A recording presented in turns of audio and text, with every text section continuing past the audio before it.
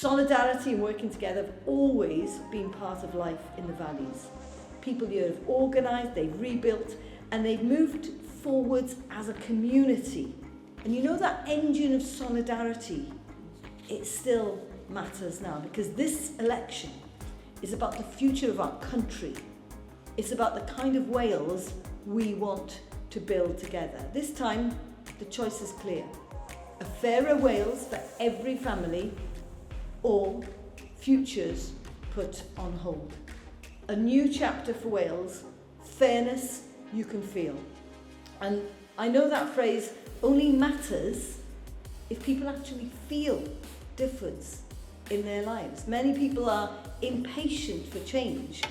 They want the NHS to work better. They want secure jobs so families can plan ahead, and they want opportunities for their children's futures.